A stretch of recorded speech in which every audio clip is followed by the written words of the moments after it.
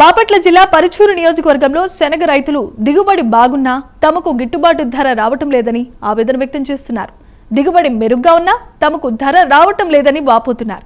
పొగాకుకు బదులుగా శనగ పంటను సాగు చేశామని, దానికి ఖర్చు చాలా అయిందని తెలిపారు. రాష్ట్ర ప్రభుత్వం ప్రకటించిన మద్దతు ధరతో తమకు కనీస ఖర్చులు కూడా రావటం లేదన్నారు.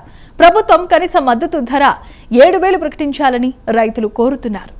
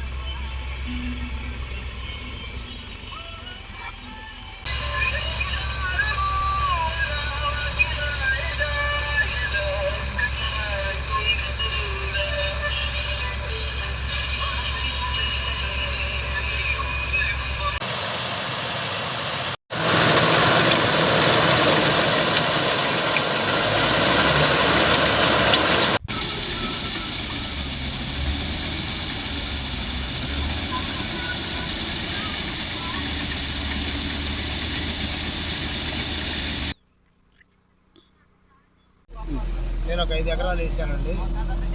5 ఎకరాలు కౌలు ఉంది కదా, కౌలు దాదాపు 15 వేల దాకా ఉందండి.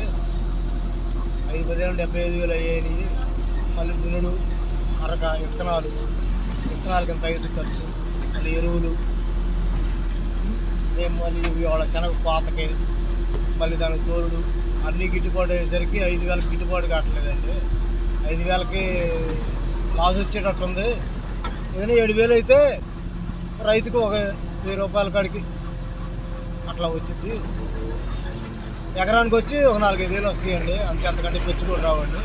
ఏది వాతావరణం అనుకూలంగా ఉంది కాబట్టి, అదే వాతావరణం అనుకూలం లేకపోయినట్టయితే ఇబ్బందిగా ఉండేది అండి. అదండి. నా పేరు పోతురాజు, నేను నెలకుదుర పోతురాజు. 10 గంటలు అవుతున్నాయి ఇప్పుడు.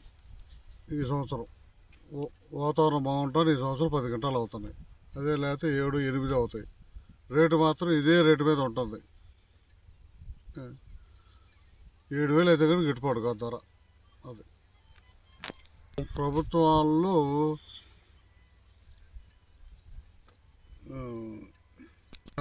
775 చెబుతున్నారు వాళ్ళు. మనకి వీళ్ళు వచ్చేప్పుడు కొంటుంది 5,000. ఈ 5,000 రేటు మీద మాకు గిట్టుబాటు కావట్లేదు. ఈ ధరలో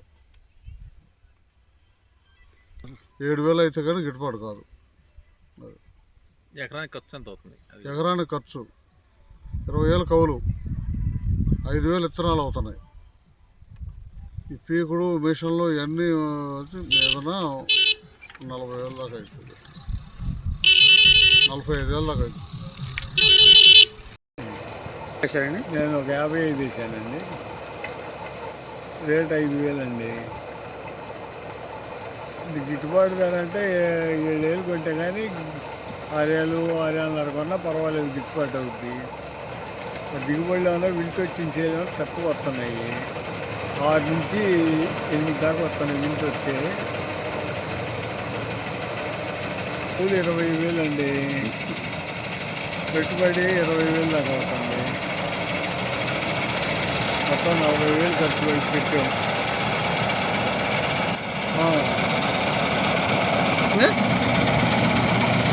ఎకరం 40,000 పెట్టుబడి పెట్టామండి.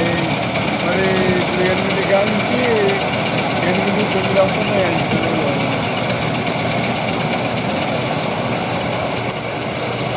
గిట్టుబాటు కావాలంటే కనీసం 6,60,000 అన్నా కొనాలండి.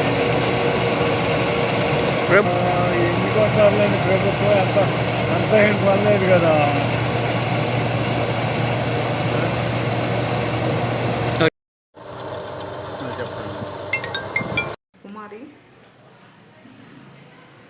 వచ్చేటప్పటికి సుమారు 14,000 ఎకరాల్లో శనగ పంటను సాగు చేయడం జరిగిందండి. అలానే 2,700 ఎకరాల్లో మొక్కజొన్న పంటను సాగు చేయడం జరిగింది. ఈ రబీ సీజన్కి వచ్చేటప్పటికి ఈ రెండే ప్రధాన పంటలుగా ఉన్నాయి. గతంలో పొగాకు ఎక్కువగా ఉండేది. పొగాకును ప్రత్యామ్నాయంగా పొగాకు సాగు చేయొద్దని మనము అవగాహన కల్పించడం వల్ల దానికి ప్రత్యామ్నాయంగా శనగ మొక్కజొన్న పంటలను రైతులు ఎక్కువగా సాగు చేయడం జరిగింది. శనగ వచ్చేటప్పటికి యావరేజ్గా 9 క్వింటాల్ ఈల్డ్ వస్తుందండి మండలంలో. ఇంకా మొక్కజొన్న అయితే ఇంకొక నెల రోజులు హార్వెస్టింగ్ టైం పట్టిద్ది.